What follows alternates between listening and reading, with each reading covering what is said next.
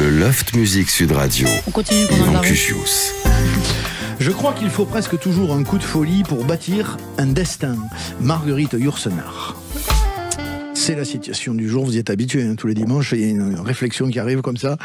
J'espère que ça vous gâche pas l'après-midi, parce que bon, des fois, il vaut mieux pas penser et puis se laisser aller, comme en écoutant le Loft Music, par exemple. On peut parler de plein de choses, on peut échanger, on peut chanter. Ça va être encore le cas aujourd'hui, avec plein d'invités, une jolie tablée, avec notamment cet après-midi avec nous, Jean-Baptiste Guégan. Retournez là-bas, encore une fois, à Nashville.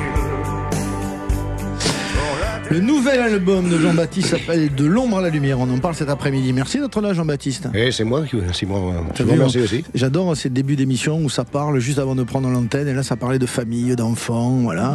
Pourquoi tout ça? Parce que Hyacinthe, la moitié des frangines. Jacinthe, toujours pas, ça fait combien de temps qu'on se connaît? Moi, je préfère Hyacinthe. Jacinthe, la moitié des frangines, si je puis dire, voilà, et bientôt maman. Très bientôt, très très bientôt. Les frangines sont là.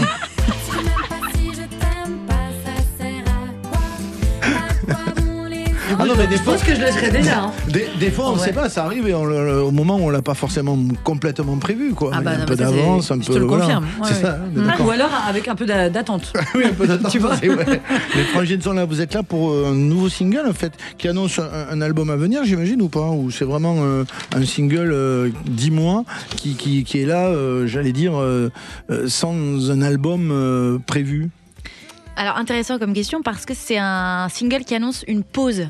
Donc pas du tout un album, ouais, non sincèrement. Ouais. Mais non. Ouais, attention, grosse coupe sur Sud Radio. On se demande c'est pourquoi. un petit inédit qu'on avait envie de sortir un peu de façon gratuite comme ça. Ouais. Parce que bah oui, on a annoncé en fait une petite pause.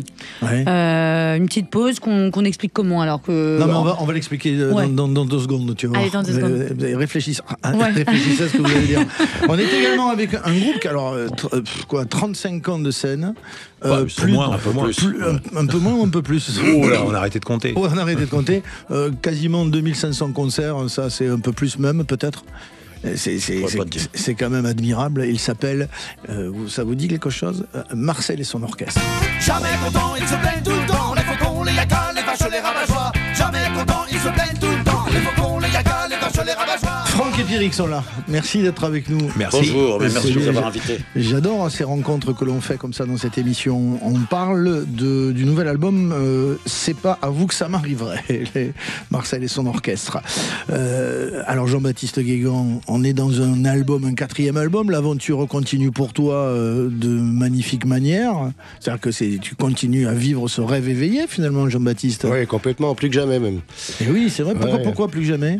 Ouais, parce que c'est pour moi important là, de faire de la scène et puis ce nouvel album voilà, va changer beaucoup de choses déjà musicalement et puis ça m'a permis d'évoluer encore un peu plus. Oui, parce que pourquoi vers quelle direction, si je puis dire la voix est un peu différente, un peu plus posée, un peu plus personnelle en fait? Ouais, je me suis un peu plus surpris vocalement déjà. Ouais.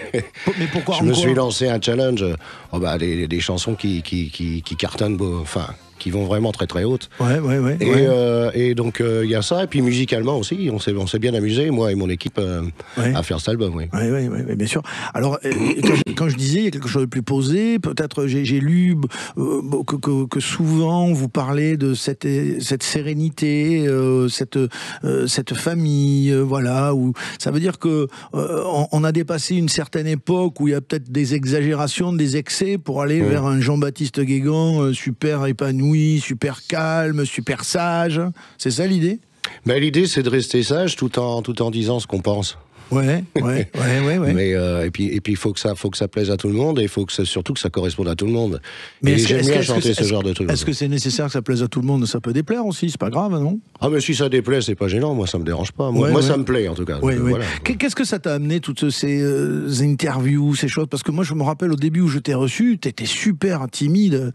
Tu me disais, je te jure, tu me disais oui, non, à peine. Quand je me disais putain, comment je vais faire entre les deux oui et non? Qu'est-ce que je vais dire? Et là, franchement, non mais j'ai mûri. Et puis je veux dire, j'ai évolué quand même un petit peu. Voilà, oui. donc, mais qu'est-ce que ça a changé? Je suis plus à l'aise. Tu es plus à l'aise? Mais ça a changé quoi dans ta vie de tous les jours, ça? Il y a quelque chose de mieux? Ça t'a épanoui? Ça a amené quoi?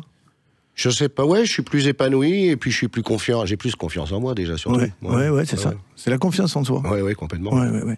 Tournée de dingue, quand même. Il y a eu 500 000 albums vendus, plus de 300 concerts, 3 Olympias, Casino de Paris, Bercy. Le rêve éveillé, je le disais, et puis une super tournée à venir encore, voilà, où on va mélanger en fait l'univers de Johnny Hallyday, le tien. C'est quoi l'idée de ces zéniths là qui arrivent? L'idée des zéniths qui arrivent, c'est de raconter une histoire. Donc il y a mon histoire, il y a surtout l'histoire de Johnny Hallyday, et on va essayer de mélanger les deux, parce que dans la vie de Johnny et dans la mienne, il y a quand même une similitude assez troublante, qui ne s'explique pas, et je pense que moi je vais faire le narrateur, et puis il y aura des écrans avec des images de mon parcours, et puis il y aura aussi Johnny Hallyday qui sera dans l'ombre, bien sûr. Oui, c'est ça. Il y a des similitudes. Alors, il y a la similitude, tu veux dire, au-delà de la voix, il y a une similitude dans vos vies respectives.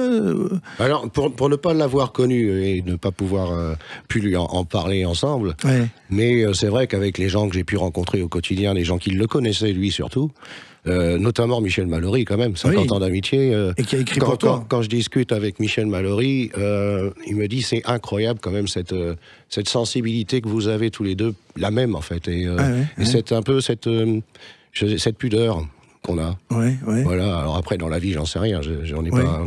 Tout ne se ressemble pas, heureusement. Mais bon, après, vocalement, tout le monde le sait. Oui, tu penses que vous auriez pu être amis, Johnny Hallyday et toi, si tu l'avais connu? Je sais pas, je peux pas le dire, mais je pense que c'est très bien ce qui s'est passé comme ça. C'est très bien. Je pense que moi, je reste fan, je reste à ma place, et il restera toujours mon idole à vie. Voilà, comme ça, moi, je suis pas déçu, et il est pas déçu non plus. C'est joli. Il y a des jolies idées, d'ailleurs, dans cet album, justement, avec ce titre qui s'adresse à ta voix, de Icare, Lettre à ma voix. Voilà, parce que au moins, on va dedans, quoi. Parce qu'il y a quand même eu toujours des détracteurs dans ta démarche, des gens qui n'ont pas été super gentils avec toi. Ça a été compliqué à porter ça. Et finalement, là, je vois que tu assumes le truc totalement, justement, avec cette chanson qu'on va écouter dans quelques secondes, avec Philippe Rousseau, l'ami Philippe Rousseau, qui va d'ailleurs se mettre en place pour jouer, évidemment. Non, mais tu crois, il écoutait l'interview, tu crois qu'il pensait aller bosser, lui? Non, pas du tout. Il est tranquille. Donc, ça veut dire qu'on assume le truc, on le joue comme c'est, on ne se pose pas de questions, quoi. On avance et on assume totalement. Mais moi, j'assume ce que je fais, et puis je peux pas aller à l'encontre de ça, puisque c'est moi, en fait. C'est ça. Je vais pas me cacher derrière quelque chose qui n'existe pas, ça sert à rien. Mais ce qui est surprenant, et que tu surprends peut-être à toi en premier, c'est que ça continue, parce qu'au départ, quand t'es arrivé, justement, je parle de ces détracteurs, on aurait pu se dire, c'est un petit phénomène de mode, il y a le côté un peu performance, la France a un incroyable talent, etc. Et donc, ça met le projecteur sur Jean-Baptiste, et puis au bout d'un album, ça va tomber. Or, en fait, 4e album, toujours des zéniths, ça c'est la belle surprise quand même. Oui, puis ça continue. Et encore et encore. Après ceux qui pensaient que vraiment j'allais me casser la gueule, c'était pas, c'est vraiment, tant pis, regarde, je suis encore là. Non, tant mieux. Toujours vivant, toujours debout. Absolument. Jean-Baptiste Guégan, il est en live avec Philippe Rousseau, un extrait de l'album, ça s'appelle Lettre à ma voix, et tu le sais, Jean-Baptiste, on pratique l'applaudissement de confiance. Jean-Baptiste Guégan sur Sud Radio.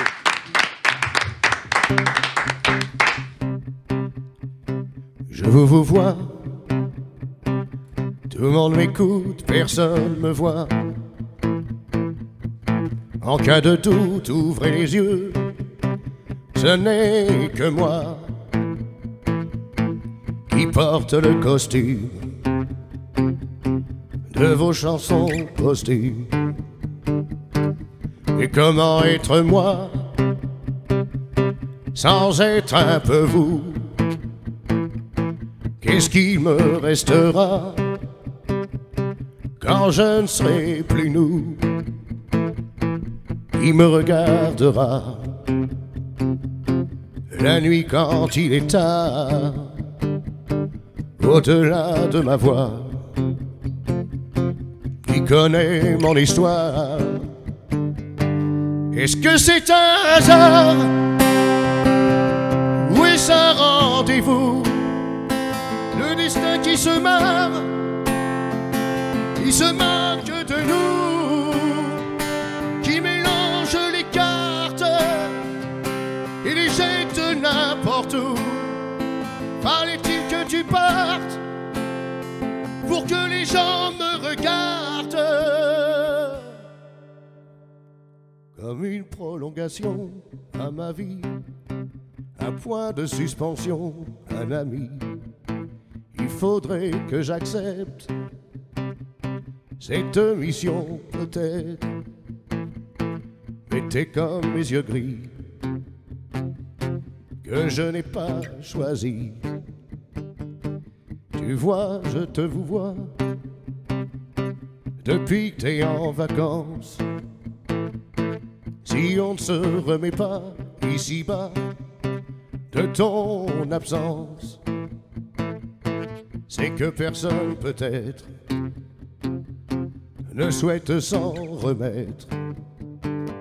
Il n'y a pas de hasard, il n'y a que des rendez-vous, des destins qui se marrent, qui se moquent de nous, qui mélangent les cartes et les jettent n'importe où. Et si tu me regardes, sache que je monte la carte et que je chante pour nous.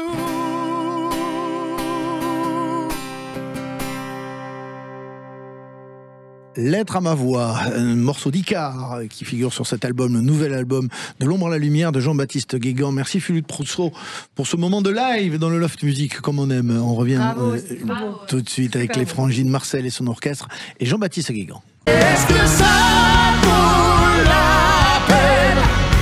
Est-ce qu'on osera oublier qu'on s'aime? On s'aimera.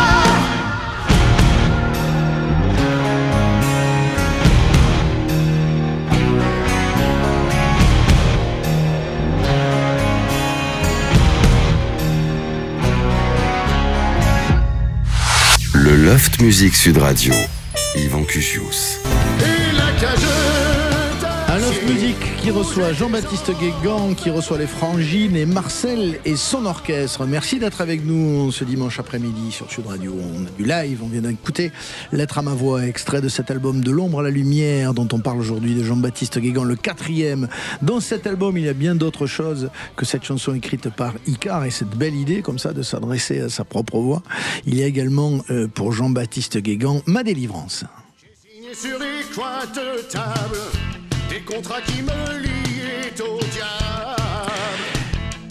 Par ignorance. Il y a dans cet album le nouvel album de Jean-Baptiste Guégan, Est-ce que ça vaut la peine? Mais est-ce que ça vaut la peine? Est-ce qu'on osera oublier qu'on s'aime? On s'aimera.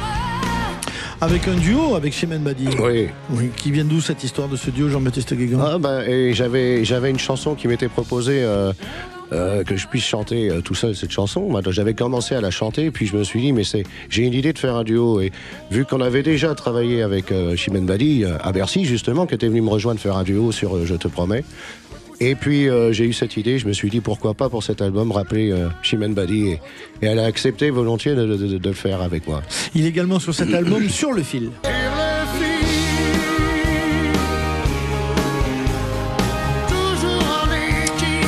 Le titre éponyme de l'ombre à la lumière. Comment se passer des bravos, des projecteurs? Quand on y a goûté, peut-on vivre sans cette Dans le nouvel album de Jean-Baptiste Guégan, il y a également Je voudrais juste te dire. Je voudrais juste dire, il faut rester prudent, mais ne rien s'interdire. Que rester innocent peut parfois Ou faire encore souffrir, ceci. Tête en lambeaux, allez plutôt au point zéro. Et m'allumer sans Et puis équilibre. voilà les collaborations avec Chimène Badi, mais avec Renaud aussi. Oui, il y a Renaud m'a écrit une chanson, sachant que Renaud, c'est vrai qu'il a jamais écrit pour personne, pratiquement. Je ne pense pas. Ouais, pas très souvent, non. Et donc, ça a été une surprise pour moi que Renaud m'écrive cette chanson, et ça s'appelle une chanson d'ailleurs. Oui, absolument. Il y a un son vraiment, là aussi, très assumé, un gros son sur cet album. Voilà, et les grosses guitares. On sent quand même qu'il y a la volonté de la scène, parce que cette scène-là, elle est très présente, on le disait tout à l'heure, elle va repartir à l'automne 2025. Donc, on pense un peu peut-être différemment du début.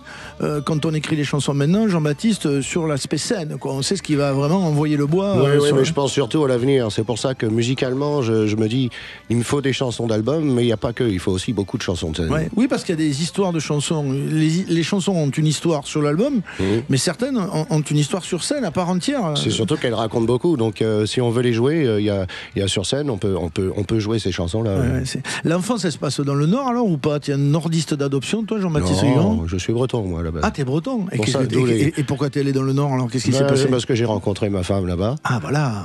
Bon, j'ai été chanter, puis je l'ai rencontré, ma Valenciennoise à moi, et puis je suis resté dans le Nord. C'est joli, ça, ma Valenciennoise. Ça peut faire une chanson. Philippe Rousseau, tu notes pour le prochain album. Ma Valenciennoise. Ça, c'est magnifique. Quand on te demande une chanson d'enfance qui te revient comme ça, comme une Madeleine de Proust, par exemple, tu nous cites ceci. J'ai dû repartir aux quatre coins du monde sans pouvoir te dire je t'aime. Ça, c'est magnifique. Rappelle-toi, Minette, Patrick Juvet. Oui. Qu'est-ce qui se passait quand tu écoutais ça? T'étais où? Mais c'est grâce à mes parents ou à cause de mes parents. Non, j'écoute, oui. C'est quoi? C'est les souvenirs qui reviennent? C'est quoi? La voiture? On était dans la voiture, oui. C'est vrai que quand on partait en vacances, ma mère elle adorait que ce soit Dimitri Roussos, Patrick Juvet, Jodassin, enfin. Et puis à chaque fois on avait le droit, rappelle-toi Minette, et puis on chantait tous dans la voiture comme ça. oui, c'est ça. C'est joli ces souvenirs de chansons d'enfance. Vous les frangines, qu'est-ce que c'est quelles sont les chansons qui vous ont accompagné? Comment il arrive la chanson arrive comment dans vos vies? Hyacinthe. Non, Jacinthe, toujours. Comment la chanson arrive dans nos vies? Moi, quand tu parles de souvenirs, moi j'ai vraiment le souvenir de l'appareil à cassette que j'avais, sur lequel j'étais prête à enregistrer la chanson qui passait à la radio, qui était trop bien. Je me dis aujourd'hui c'est lunaire de penser à ça, c'est trop marrant. Mais du coup c'est des chansons, c'est de la variété française. L'île en mer, moi je pense à l'île en mer. Je t'avais noté quoi? Mon fils, ma bataille. Tu as noté ceci sur la chanson d'enfance, Jacinthe.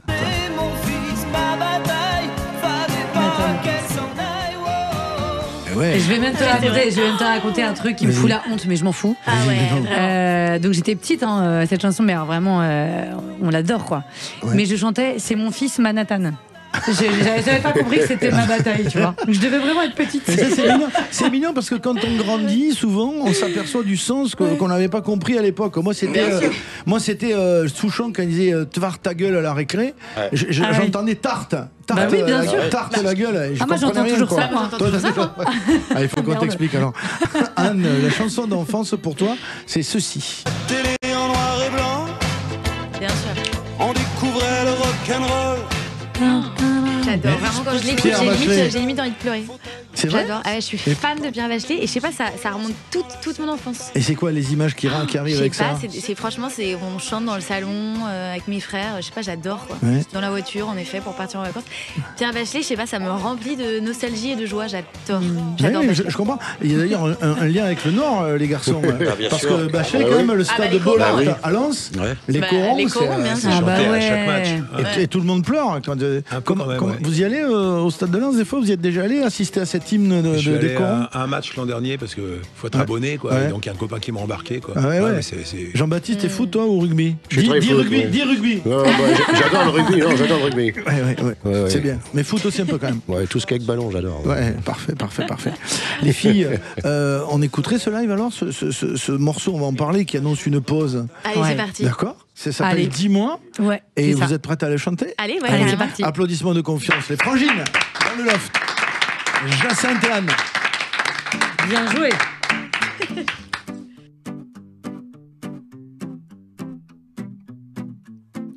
Que faut-il que je fasse? J'ai pas tiré le bon numéro. Déjà petite au fond de la classe, on me disait n'en fais pas trop. Y a-t-il un jour où ça passe, où je dois repartir à zéro? Est-ce que le destin, ça se casse, où il faut avoir le mojo, où il faut avoir le mojo? Mais dis-moi où es-tu? Dis-moi, je t'ai cherché partout. Dis-toi, j'en suis devenu fou. J'en suis devenu fou. Mais dis-moi où es-tu? Dis-moi, je t'ai cherché partout. Dis-toi, j'en suis devenu fou. J'en suis devenu fou. J'en ai perdu des amis pour toi. Je suis passée à côté de ma vie. fois. Mais un jour ça suffira et tu te jetteras dans mes bras. Dites-lui que je n'ai plus le temps pour ça. Dites-lui que maintenant ça va. Dites-lui que souvent je fais semblant d'aller bien que rien ne m'atteint. Rien ne m'attend, mais dis-moi où es-tu? Dis-moi, je t'ai cherché partout. Dis-toi, j'en suis devenu fou. J'en suis devenu fou. Mais dis-moi où es-tu? Dis-moi, je t'ai cherché partout. Dis-toi, j'en suis devenu fou. J'en suis devenu fou. Et j'ai tout abandonné. J'ai tout lâché. J'ai bien failli tout bazarder. Et j'ai tout abandonné, tout envoyé balader. J'ai tout lâché, j'ai bien failli tout bazarder. Dis-moi où es-tu? Dis-le moi. Dis-moi où es-tu? Dis-le toi. Dis-moi où es-tu? Dis-le moi. Dis-moi où es-tu? Dis-le toi, mais dis-moi où es-tu? Dis-moi, je t'ai cherché partout. Dis-toi, j'en suis devenu fou. J'en suis devenu fou. Mais dis-moi où es-tu? Dis-moi, je t'ai cherché partout. Dis-toi, j'en suis devenu fou. J'en suis devenu fou.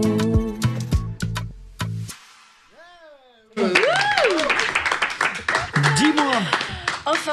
Dis-moi, les Frangines, dans le Loft Musique, c'est ce titre qui annonce une petite pause dont on va reparler juste après ça, dans le Loft, avec Jean-Baptiste Guégan, également Marcel et son orchestre sur Sud Radio, évidemment. Tout mais dis-moi où es-tu? Dis-moi, je t'ai cherché partout. Dis-toi, j'en suis devenu fou. J'en suis devenu fou. Le Loft Musique Sud Radio, Yvan Cugius. Mais dis-moi où es-tu? Le Dis-moi, Loft je t'ai Musique qui reçoit les Frangines cet après-midi, également Jean-Baptiste Guégan pour son nouvel album De l'ombre à la lumière, Marcel et son orchestre qu'on va découvrir tout à l'heure, et puis ce nouveau single Les Frangines, Dis-moi, qu'on peut interpréter de plein de manières différentes, parce que ce Dis-moi, il s'adresse à qui en fait? Il s'adresse à un amour, voilà, qu'on n'aurait pas pu, comment dirais-je, dont on n'aurait pas pu profiter parce que le métier est trop fort, ou si ça s'annonce de manière plus métaphorique, je veux dire, à une espèce de succès qui est incarné comme ça, une espèce d'objectif? C'est quoi? Il s'adresse à qui ce Dis-moi?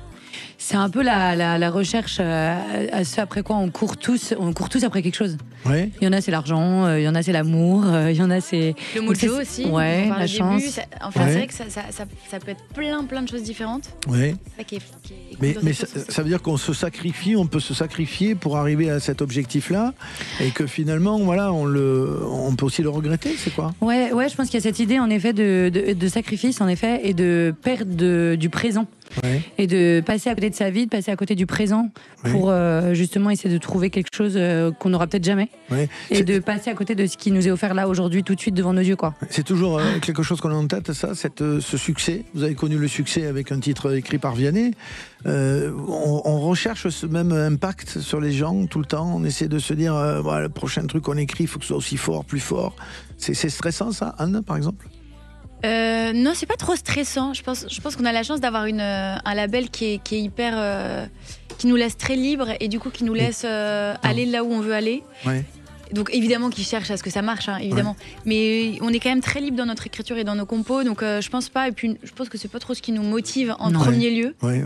Après forcément, t'as envie de faire un truc qui parle à plein de gens, qui touche, parce que on a vu le succès de Donnez-moi et ça fait tellement plaisir que les gens s'approprient les chansons et chantent ensuite sur scène. Il y a quand même quelque chose de très fort. Donc évidemment, quand t'es un artiste, tu cherches quand même à ce que ton art soit entendu par le plus grand nombre. Donc mais c'est pas du tout la principale motivation. Franchement. Non, et d'ailleurs le dernier album qu'on a sorti, qui est un album de poèmes, c'était pas du tout un concept. Bien sûr.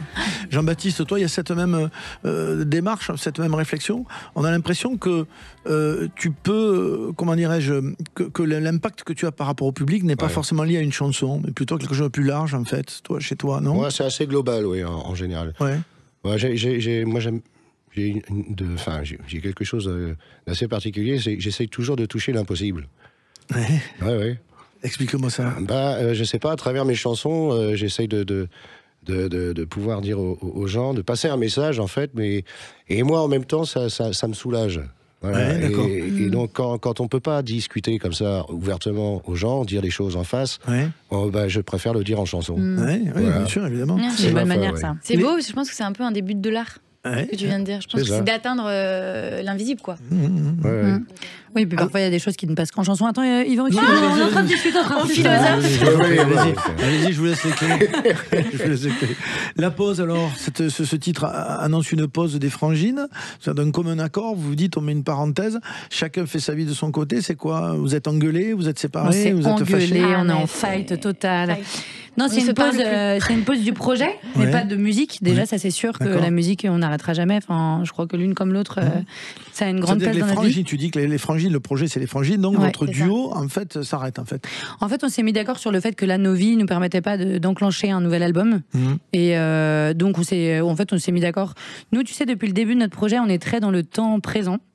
On s'est jamais trop projeté, et encore aujourd'hui, tu vois, on se projette pas trop. On se dit là, on sait que c'est pas la période pour lancer un nouvel album et lancer toute cette dynamique. Et du coup, mais on sait pas où on en sera dans 1 an, dans 2 ans, tu vois. On se laisse cette liberté-là. Voilà, exactement. Peut-être qu'on aura envie d'un nouvel album finalement. Ou peut-être pas, en fait. Je pense que c'est sain d'avoir aussi ce temps de pause pour un peu se retrouver aussi de l'élan dans notre duo, dans notre créativité. C'est important. Après, il y a le fait que vous ayez grandi ensemble aussi. Donc, à un moment, on a envie peut-être de faire d'autres choses un peu séparément, quoi. C'est l'histoire de n'importe quel groupe, ça. Exactement. Oui, en fait, il y a ça. Il y a une histoire de cycle aussi. Je pense qu'il faut accepter de casser. Mais c'est pas évident parce que en fait quand ça fait 10 ans qu'on avance ensemble, qu'on fait tout ensemble, en effet qu'on est liés l'une à l'autre.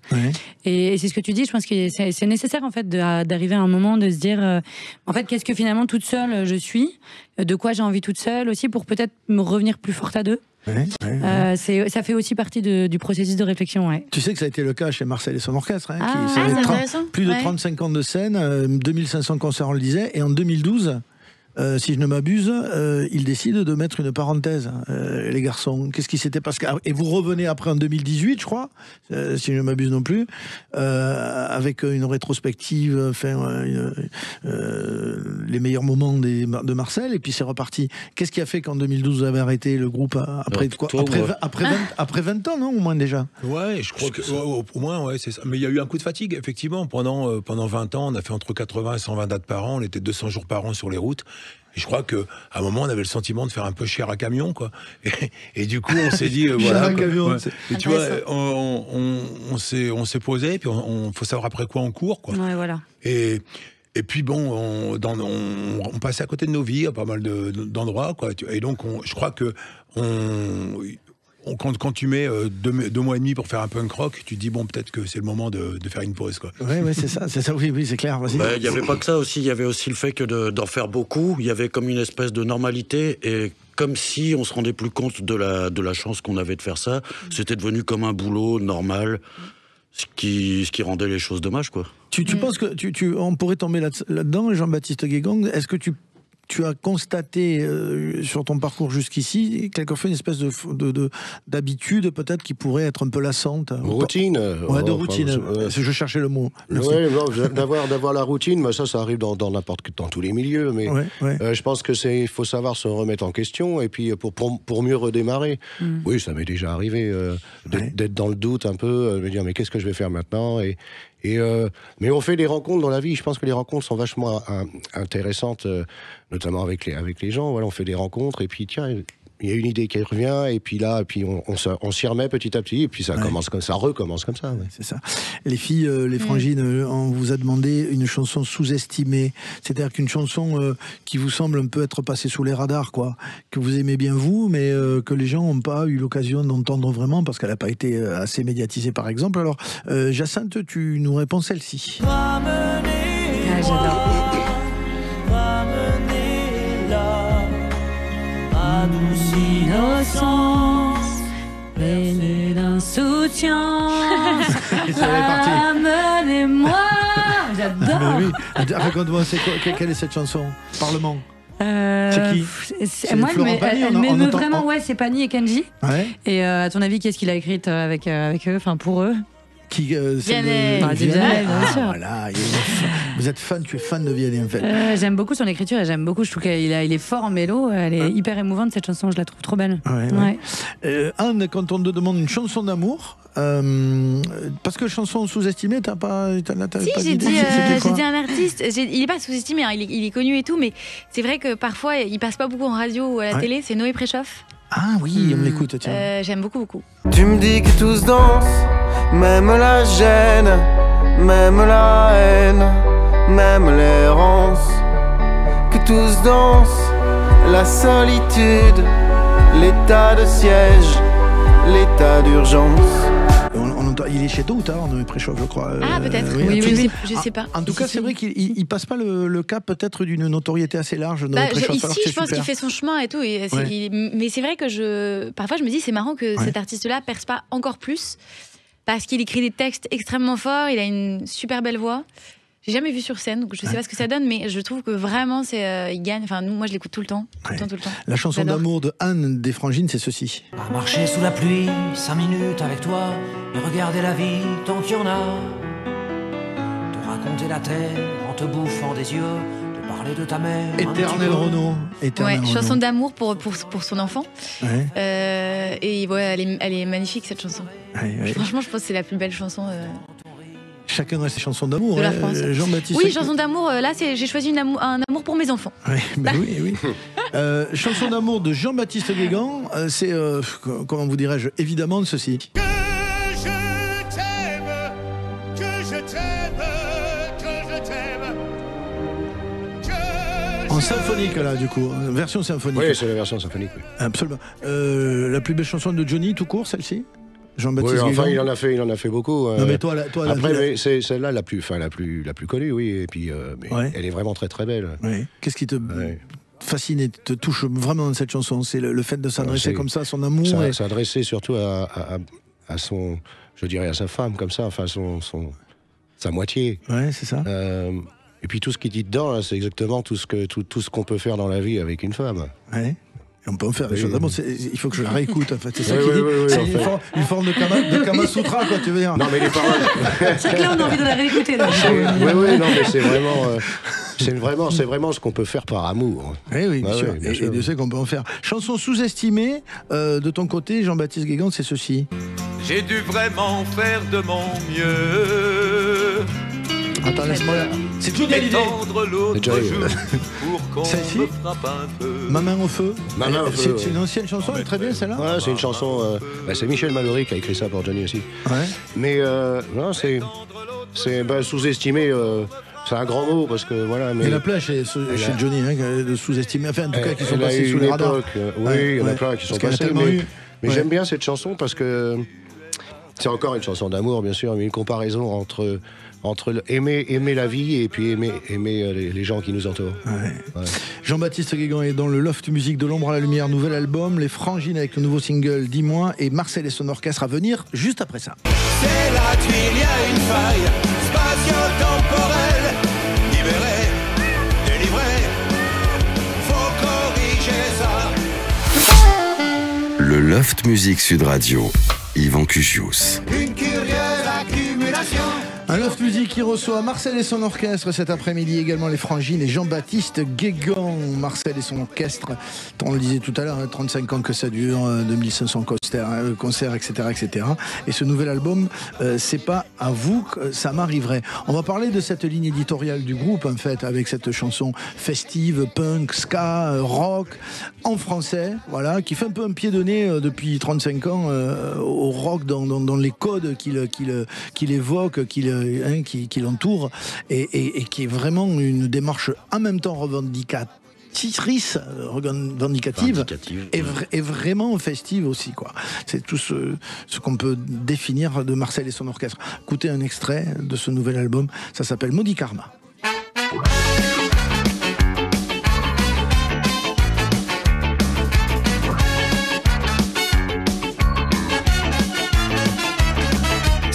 M'a fait ça, mais c'est quoi ce karma? Faut que l'aiguilleur du ciel revoie son logiciel. Pourquoi cette punition, cette abomination? Est-ce que quelqu'un m'entend? Sérieux, ça craint vraiment. J'avais bien précisé, crié, souligné, ces réincarnations, surtout pas en chaque chaton. J'ai pourtant insisté, lourdement insisté, si réincarnation, surtout pas en chaton. C'est la tuile, y a une faille spatio-temporelle. Libéré, délivré, faut corriger ça. C'est la tuile, y a une faille spatio-temporelle. Libéré, délivré, faut corriger ça.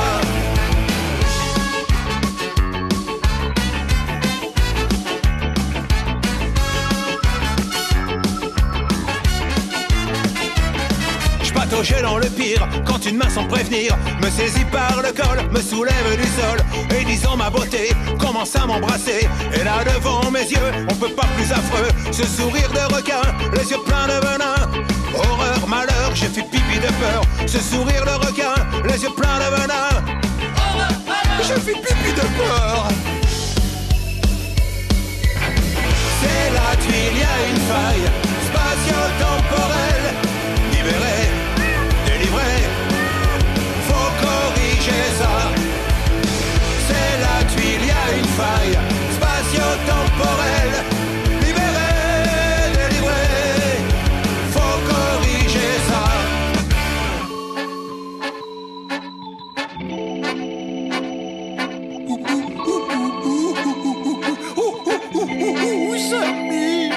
Pourquoi cette double peine, en chaton chez Le Pen? Pas moyen, pas question de servir de caution.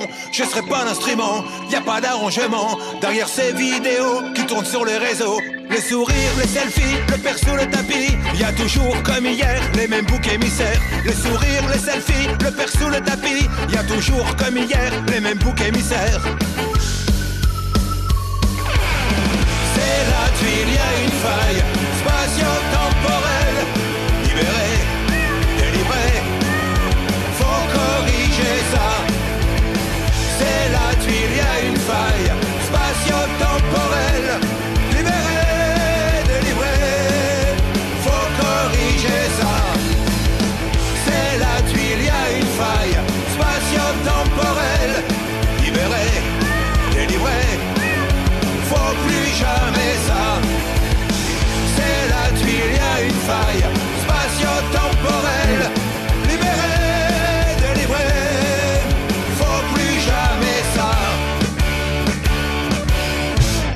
Marcel et son orchestre dans le Loft Music Sud Radio. Maudit Karma à l'instant, avec ces citations que vous aimez faire dans plein de chansons. Là, c'est Libéré, délivré. Mais il y a aussi, on cite du Bachung, du Gabi dans, je crois que c'est dans Étron flotteur. Ouais, exactement. Ou alors même du James Brown dans les riffs de cuivre, vraiment. Où il y a tous les codes, voilà, du rhythm and blues ou la bonne rythmique de cuivre, etc. Il y a en même temps le récit qui est important chez vous et puis la démarche scénique, quoi. Faut que ça envoie sur scène, quoi. Donc et parce que là, il y a le visuel aussi, les déguisements depuis le début. C'est vraiment un truc très très complet en fait, mais qui est toujours dans son temps selon vous, ou c'est comment vous avez évolué avec l'époque en fait? Tu sais, nous, on s'est jamais posé la question de l'époque. Hein. Ouais, on avait pour objectif d'échouer. Donc, mais oui, j'ai vu ça, monsieur. Et vous avez raté. Et on n'a pas réussi à échouer, quoi. Voilà, quoi. Donc, disons que l'idée, c'était de faire tout le contraire de ce qu'il faut faire, de tout le contraire de ce qu'on nous a appris. Ouais. Voilà, parce que on était élevé un petit peu, on était mauvais caractère, sale gamin. Et il y avait si on fait pas le contraire de ce qu'on nous a appris, on s'emmerde, quoi. Ouais, c'est ça. Il y avait une posture un peu inverse sur avec quand même une volonté toujours de dénoncer des trucs et d'envoyer dans cet album, par exemple, quoi. Et ça a été. Puis l'époque le permet, c'est vrai, évidemment, parce qu'il y a beaucoup à dire. Mais il y a toujours eu ça aussi en ligne éditoriale chez vous. Oui, bon, on va pas se refaire, quoi. Disons que il y a cet aspect mauvais esprit, il y a aussi se dire que t'as la possibilité de prendre un micro, oui. Et autant que ça serve à dire des choses, quoi. Nous, on a été conscientisés par les maisons des jeunes, les maisons de quartier. On a été gamins dans les milieux populaires où on a grandi. On a pris dans la gueule l'injustice crasse à pas mal de niveaux. Oui. Et à un moment, tu te dis, peut-être que montrer aussi qu'il faut résister, et puis surtout dire que la lutte c'est pas chiant, et que la lutte ça peut être joyeux, la preuve. Voilà. C'est ça. Quel est le public de Marcel et son orchestre aujourd'hui? C'est les enfants des gens qui vous ont découvert, c'est quoi? Ou c'est toujours les... Il y a aussi les enfants de gens qui nous ont découvert, qui sont déjà eux les enfants d'autres personnes d'avant qui nous avaient découvert. Donc du coup, c'est assez vaste. Quoi. On n'a jamais fait de sociologie du public. Quoi. Tu vois, le public, c'est des gens qui se rencontrent à un moment donné pour des motivations et des excitations différentes. Qu'est-ce qui vous affole le plus dans l'époque aujourd'hui actuelle par rapport à vos débuts? Qu'est-ce qui est devenu plus alarmant qu'avant? La fabrique du discrédit. Vraiment, c'est-à-dire que la façon dont aujourd'hui, dans pas mal de médias, on peut mentir de façon absolument crasse et effrontée. Et il y a, à croire qu'il n'y a plus de CSA, il n'y a plus d'antenne de vérification de ce qui est affirmé. À croire que tu peux affirmer, tu vois, un mensonge 1000 fois répété, ça devient la vérité. Et clair. Ça, c'est épouvantable. Et puis, ceci aussi.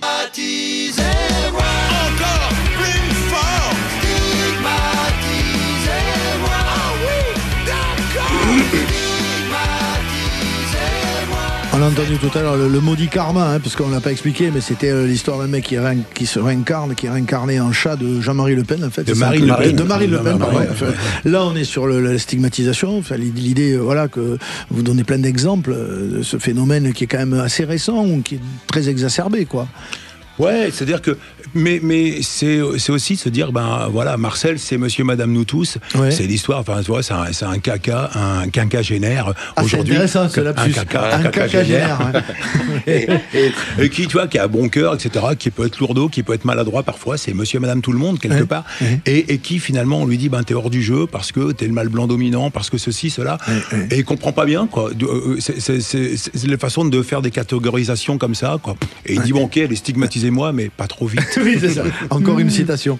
On écoute un autre extrait de cet album de Marcel et son orchestre, ceci est autocentré. Mais comment résister à un si beau bébé? Mais comment résister? Pour atteindre... Alors à chaque fois vous expliquez d'ailleurs les esthétiques musicales, enfin les rythmiques. Là c'est quoi cette rythmique? C'est un peu c'est ce qu'on a essayé de faire. Non mais il y a tout, il y a du steady, il y a du rock un peu plus dur, il y a absolument tout. Tout ce qu'on arrive à faire, si on arrive à le caser, on réfléchit pas. Alors j'ai bien entre François Béranger et les Ramones, quoi, quelque part. C'est bien vu ça. Il y a de quoi faire. Là l'autocentré, c'est genre pour arriver dans les plus hauts sommets de l'État, faut regarder son nombril toute la journée, en fait. On s'est posé la question. Il y a à la fois un côté sur les influenceurs, quoi, qui à un moment tu dis, mais attends, t'es juste l'ambassadeur de marque de fringues, t'es rien d'autre, quoi, redescends, quoi, s'il te plaît, quoi, tu vois. Et puis effectivement, et un chef de l'État qui est convaincu qu'il y a que lui qui peut avoir raison, quoi, tu vois. Donc il y avait un peu ça. Donc je trouve que c'est une sorte d'influenceur bizarre, ce mec. Et puis on est dans une époque où quand même l'ego, les réseaux sociaux, tous ces trucs-là et tout, c'est quand même fort autocentré. On a même inventé des appareils photo avec l'objectif à l'envers. Pour quand tu arrives devant un bel endroit, tu prends ta gueule. C'est le tout à l'ego. La génération du tout à l'ego. Voilà, prenons des notes. C'est bien ce symbole, effectivement, t'as raison. Le coup du téléphone, c'est quand même hallucinant, on s'en rend pas compte. C'est pas faux. Merci les garçons d'être venus nous voir. Franck et Pierry qui sont en tournée. Franck et Pierry avec Marcel et son orchestre. Par exemple, le 24 mai prochain, à Olonne dans le 85, et puis il y a une sacrée tournée. Vous allez sur le réseau et sur le site officiel de Marcel et son orchestre avec son nouvel album. C'est pas à vous que ça m'arriverait. Merci les garçons d'être passés dans le loft. Également aujourd'hui il y avait les Frangines et avec ce nouveau single qui annonce une pause, on le disait tout à l'heure. Le single s'appelle 10 mois et on est ravis, vous le savez, tout le temps de vous accueillir, Anne et Jacinthe, dans ce loft. Yvan, merci Sud Radio. Les portes sont grandes ouvertes. Jean-Baptiste Guégan, la tournée en automne 2025 va arriver très très vite. Les Zéniths, tournée des Zéniths. Et on est reparti. Et on est reparti, c'est parti pour un tour avec ce nouvel album de l'ombre à la lumière qui est sorti le 11 avril dernier. Merci à l'ami Philippe Rousseau qui était là, qui t'a accompagné. Merci mon Philippe.